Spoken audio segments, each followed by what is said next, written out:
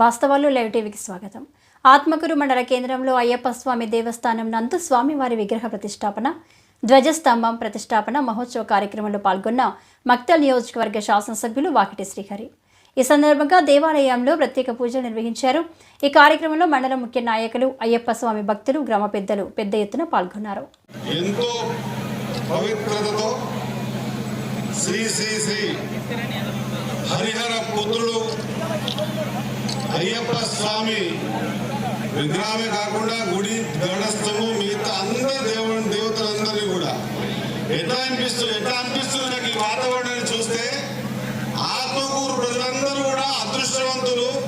ఎంతో నియమ నిష్ఠతో ఆ దేవుళ్ళని కూడా ఆ దేవతలందరినీ కూడా ఆత్మకూరుకు పిలిపించుకొని ఇక్కడ ప్రతిష్ట చేయించుకుంటున్నారేమన్నంత శోభామానంగా ఈ ప్రాంతం అంతా కూడా ఉంది. కాబట్టి మీ అందరి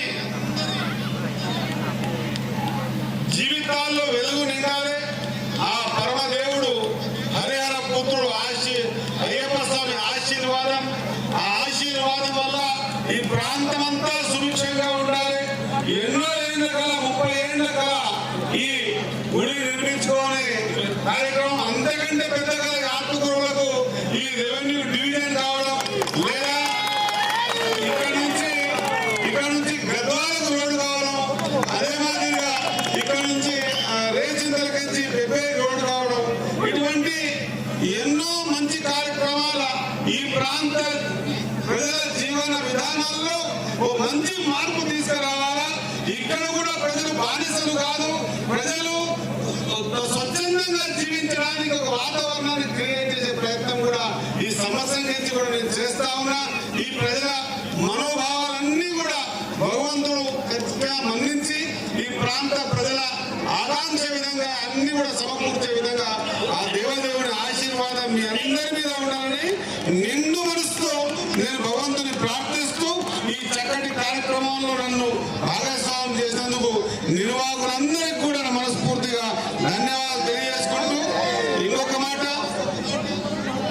3 సంవత్సరాల్లో ఈ దేవాలయాన్ని నిర్మించుకుంటారు. అటువంటి ఏకాగ్రతతో మీరు ఈ కార్యక్రమం తీసుకున్నారు కదా. మరి నేను కూడా ఈ 4 సంవత్సరాల్లో ఆత్మకూరు కావాల్సిన అన్ని సౌకర్యాలను కూడా ఈ వేదిక ద్వారా ఖచ్చితంగా మాట ఇస్తా ఉన్నా. ఈ మండలం పక్కరించి ఈ గుడి వరకు రోడ్డు నిర్మాణ బాధ్యత నేను తీసుకున్నాను. ఖచ్చితంగా నిర్మాణంలో అందరూ ధనం పెడతారు, కొంతమంది సమయం పెడతారు, కొంతమంది కష్టాన్ని పెడతారు, కొంతమంది ఆలోచనలు పెడతారు, కొంతమంది భావాలు పెడతారు.